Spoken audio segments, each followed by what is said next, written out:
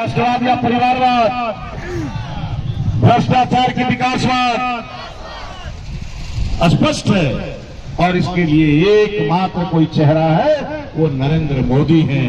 और नरेंद्र मोदी जी ने मुझे बक्सर लोकसभा में भेजा है, ये कह के भेजा है कि मिथिलेश तिवारी आप जाओ बक्सर, आप जाके पंजराव के लोगों को, नुआव के लोगों को, रामगढ़ के लोगों को बताओ कि पिछले 50 साल में जो काम नहीं हुआ है वो अगले 5 साल में करके दिखाना है। और नरेंद्र मोदी जी की गारंटी जाके बता के आओ। किसानों के खेत में पानी कैसे आएगी, इसकी चिंता हम सब करेंगे मिलकर के। ठीक अशोक भाई ने कहा, जितना हम लोगों के समय में हम लोगों ने विधानसभा में जितनी तैयारी की थी वो आज आपको सड़क पर दिख रहा है। और उसका ये लोग नाम भजाने का प्रयास कर रहे हैं। 1 महीना बीत जाने दीजिए, आपका आशीर्वाद मिलेगा।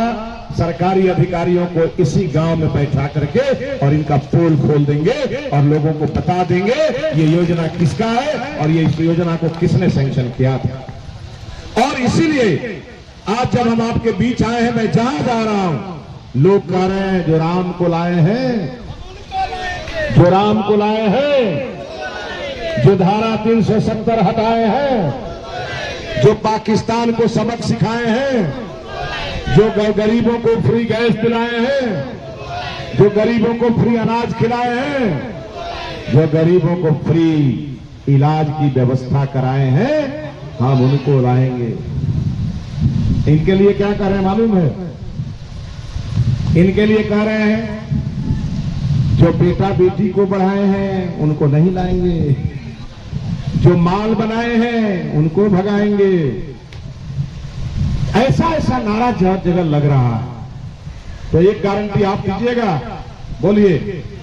मोदी जी ने आग्रह किया है कि पिछले लोकसभा चुनाव में जितना वोट योग नहीं लिया था, राम जी वहां श्रीलंका के बगल में उनका ननिहाल था, वो चक्रवर्ती सम्राट के पुत्र थे, चाहते तो बहुत सारे राजाओं का सहयोग लेकर के रावण को परास्त कर सकते थे।